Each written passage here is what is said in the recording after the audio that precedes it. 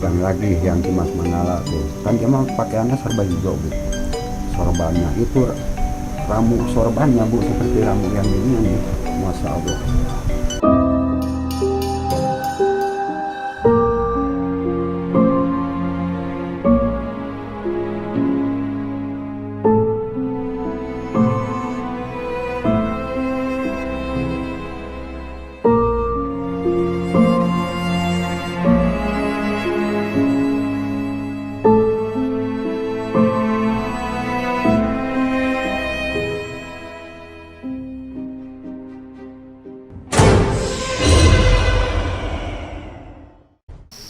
Assalamualaikum warahmatullahi wabarakatuh. Jumpa lagi dalam vlog saya Feni Ramayulita dengan dalam konten kisah Tanah Jawa. Ya, alhamdulillah saya bisa sampai ke makam Eyang Haji Kuncung Putih yang dimana itu berada di Gunung Pancar. Mungkin sekiranya untuk menceritakan siapakah sosok Eyang Haji Kuncung Putih. Kebetulan saya hari ini alhamdulillah ada bersama salah satu tokoh kesepuhan. Saya biasanya memanggil beliau Abah Iyeng, seperti ayah saya sendiri. Untuk lebih jelasnya, Abah Iyeng akan menceritakan siapa sosok Eyang Mbah Kuncung Putih. Namun sebelum itu, tolong bantu kami untuk like, subscribe jika teman-teman pernah berjalan atau pernah mendaki Gunung Pancar. Silakan komen bagaimana kejadian yang pernah kalian temui, bagaimana cerita-cerita misteri yang pernah kita temui. Oke, untuk mendukung acara ini dalam kisah Tanah Jawa Barat, episode kisah Tanah Jawa Barat. Oke. Assalamualaikum Abah. Waalaikumsalam warahmatullahi wabarakatuh. Iya Abah, nih alhamdulillah saya dan tim bisa sampai ke makam di Gunung Pancar, makam Eyang Kuncung Putih. Mungkin Abah bisa sedikit mengulas siapakah sosok beliau di tanah Pajajaran.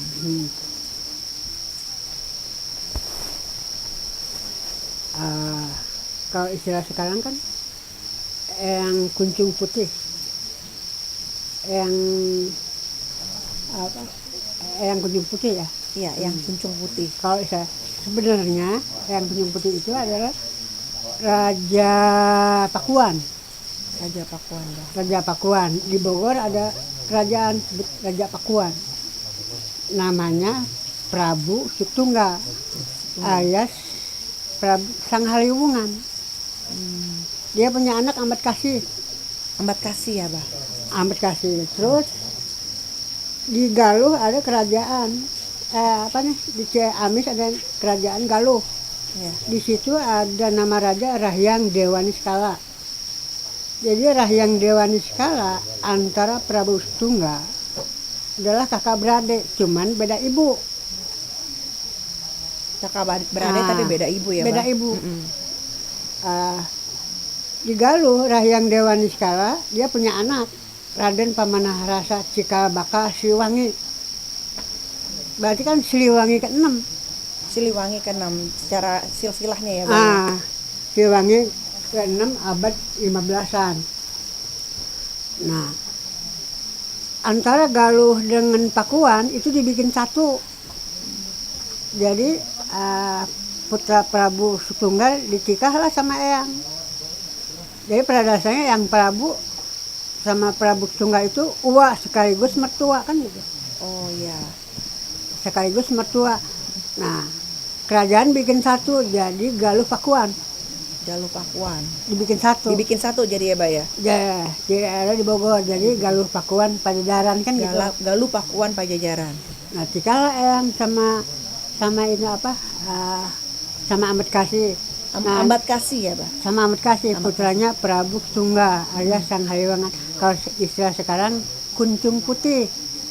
Oh, jadi dalam tokoh sama tapi namanya berbeda gitu ya, Mbak ya. Hmm. Istilahnya kalau sekarang Kunjung Putih. Kunjung Putih. Kunjung Putih. Nah, berarti kan Siliwangi ke-6. Siliwangi ke-6. Nah, Eyang Prabu itu adalah Siliwangi ke-6 abad 15-an. Nah, siapa nama Eyang Prabu aslinya? Adalah Prabu Kanem Sakti Adimakta di Praja Salista. Prabu Kanem Sakti Adi Praja Salista. Kalau Sundanya berarti Kutubul Palasipatul Sundawya wa Karmatul Kahyatul Kahyangan Sri Baduga Maharaja Prabu Kanem Sakti Adimakta di Praja Salista Raden Pamanarasa Raden Pamanarasa. Siliwangi ke-6. Siliwangi ke-6. Nah, sama Ambedkasi dia nggak punya anak. Eyang. Nggak Eyang Yang Prabu, Eyang Prabu dengan Ambedkasi tidak punya anak ya, Mbak. punya anak. Iya. Terus Eyang nikah lagi sama Subang Larang. Subang Larang itu adalah santrinya Syekh Kuro Terus yang pula. yang ada di Kerawang sekarang. Nah, Syekh Kuro itu sama Subang Larang adalah ponakan Subang Larang. Sekaligus ponakan, sekaligus dia sebagai guru. Sebagai guru. Syekh Kuro itu. Nah, Eyang nikah sama Subang Larang.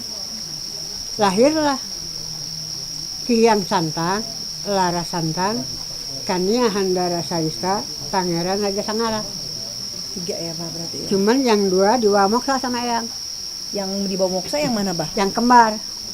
Yang kembar. Ya ini Yang, apa? yang kembar itu Pangeran Raja Sangara sama Anggara Salista. Anggara Salista. Itu usia berapa, Abah, ketika beliau muksa? Ya masih kecil. Masih kecil, di bawah sama Eyang Prabu. Oh iya. Yang 2 tinggal Kian Santang sama Lara Santang. Yang ada Yang ada Lara Santang sama Ki Hyang Santang itu dia gede di Mesir, nggak gede di sini. Gede di mana, Bah? Gede di Mesir. Mesir. Karena dia mah santren di Mesir. Karena dia nggak ada ulama kan. Baru Syekh Kuro doang. Jadi kalau pada zaman dulu kalau beliau di Mesir itu kan berarti perjalanannya cukup panjang ya, Bah ya. Untuk hijrah ke Mesirnya itu ya. Jadi Kian Santang sama Lara Santang itu adalah gede di Mesir karena dia mah santren. Karena di kita butuh ulama. Ulama baru Syekh Kuro aja di sini. Oh iya. Jadi sebagian dari silsilah Pakuan Adalah ada Pakuan menyatukan kerajaan dari Galuh ke dari Galuh ke Pakuan. Pakuan gitu. Jadi menyatukan kerajaan dari Galuh ke Pakuan. Jadi bikin satu dari Ciamis sama Bogor bikin satu gitu. Iya. Nah kalau untuk di Gunung Pancar itu sebenarnya petilasan itu, Pak. Gunung Pancar. Yang Kunjung Putihnya itu tempat petilasan yang Kunjung Putih. Kunjung Putih kan Raja Galuh, Raja Pakuan. Iya, itu yang di Gunung Pancar itu berarti Itu makamnya. Makamnya. Oh, makamnya. Karena kan banyak yang mungkin belum mengerti antara petilasan dengan makam gitu ya, Pak. Nah, itu kalau yang Kunjung Putih itu adalah memang makam asli itu mah. Makam asli ya, Pak ya. Ya kemarin ya maksud saya kemarin banyak pertanyaan ke saya gitu, Abah. Itu sebenarnya makam atau petilasan. Nah, sekarang hari ini udah dijelaskan bahwa yang di Gunung Pancar itu berarti makamnya yang putih ya, Mbak ya, bukan petilasannya. Saya berada di makam itu ya mungkin saya pikir tadinya awalnya hanya perasaan saya aja gitu. Saya dengan tim saya kok merasa ketika saya berada di makam yang putih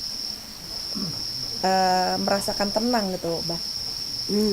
Kok kita ngerasa tenang ya, enak gitu ya, damai gitu ya. Padahal kan kalau kita secara logikanya itu kan makam ya, Bah. Tapi entah kenapa kita pada saat itu kita merasakan enak aja gitu loh, nyaman aja, tenang aja gitu suasananya gitu kan. Mungkin sedemikian aura energi yang Kunjung Putih itu begitu kuat ya, Bah ya. Jadi sebenarnya Sosoknya ketika dulu Eyang Putih masih berjaya itu mungkin Abah kurang lebihnya bisa menggambarkan sosok yang Kunjung Putih itu ketika beliau berjaya itu seperti apa tuh, Bah? Pada zaman eranya. Beliau sosok seperti apa, Bah? jadi sebenarnya kalau di istilah orang Sunda dia termasuk nabinya orang Sunda kan gitu. Penerus. Kalau nabi kan penerus. Iya. Penerus ajaran yang ada kan gitu. Iya. Dan kenapa dia mau di Gunung Pancar? Yang Abah tahu Gunung Pancar itu turunnya Singgasana Siliwangi. Gunung Pancar tempat turunnya Singgasana Siliwangi. Singgasana Siliwangi. Singgasana Siliwangi. Kayak yang Abah pernah tahu, Siliwangi ke-1 kan Ciwanara. Iya, Jadi bayi jatuh dari langit. Ciwanara itu. Posisinya di mana? Posisinya di Ciesek sama Cigentis, Kerawang tuh. Di situ ada Gunung Sanggabuana. Waktu abad 700-an lah. Nah, Ciwanara itu istilah Kibubodo kan gitu. Iya. Nah, nama aslinya Ciwanara kan Siliwangi ke-1. Yang abad tahun namanya dia Sri Baduga Maharaja Diraja Dewangga Agung yang Batara Mahasucima Agung Prabu Arya Tuta Sanggabuana. Jujuluknya Wahyu Dangyang alias Pangeran Jagat Lodra Dijaya. Nama aslinya itu Prabu Ciwanara Siliwangi Nama ke-1. ke-1. Oh, iya. Apa yang dibawa ajaran itu apa yang akan dikembangkan yang abad tahu ya. Singgasana Siliwangi itu mewakili hak ajasi manusia.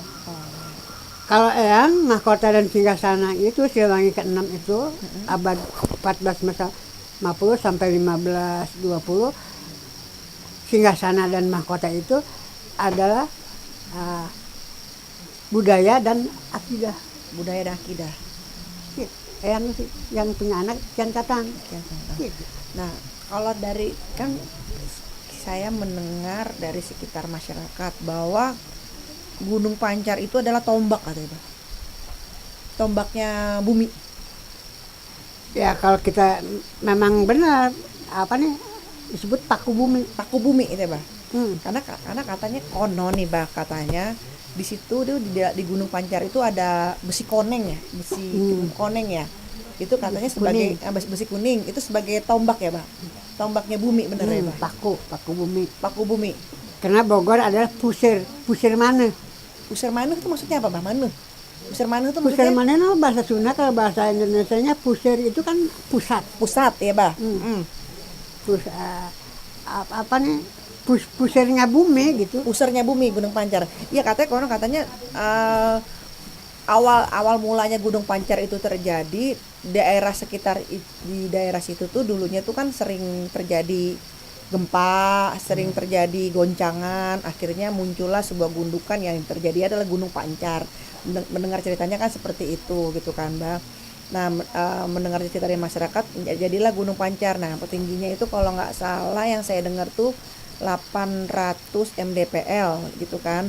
Nah, tokoh-tokoh di sekitar situ juga menjelaskan bahwa Gunung Pancar adalah tombak.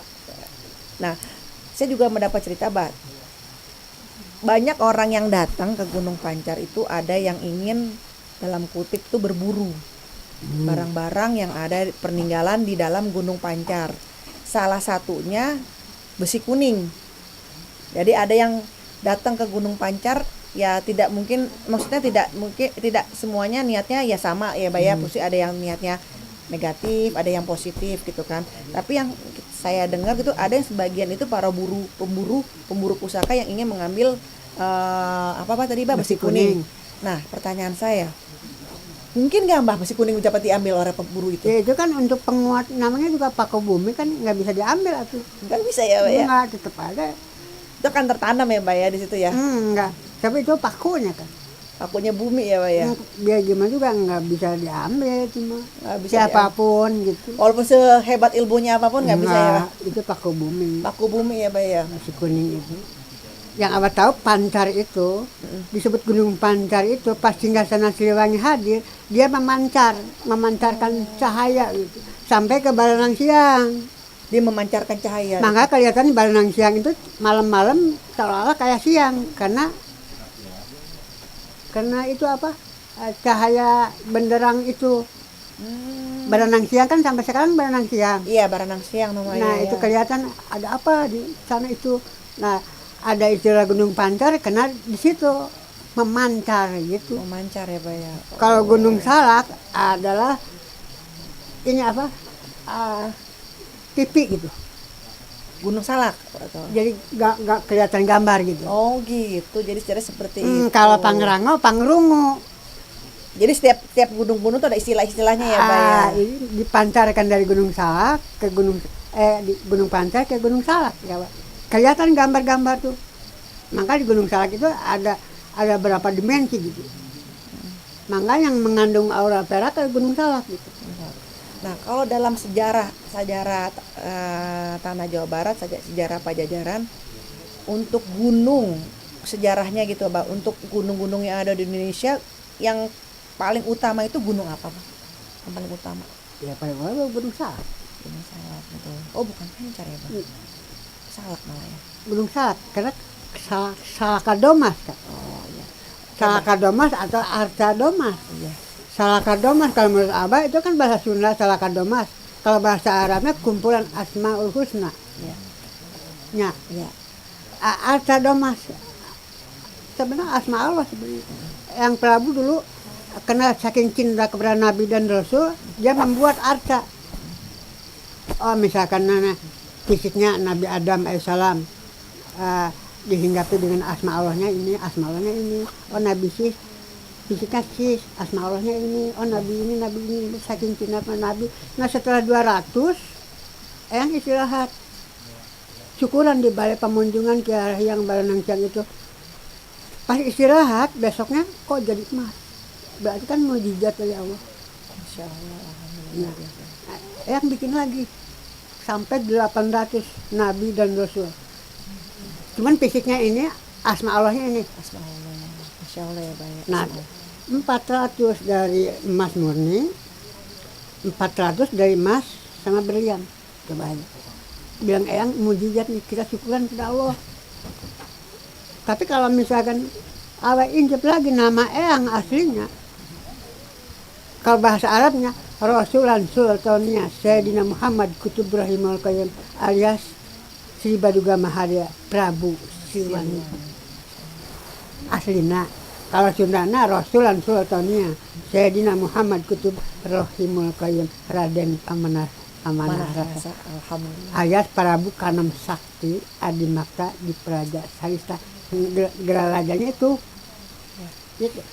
Ya, alhamdulillah. Kurang lebihnya apa? Kurang lebih seperti itu. Atau semacam itu keluarga yang jadi Jadi ini untuk dapat bisa menjelaskan kepada rekan-rekan semua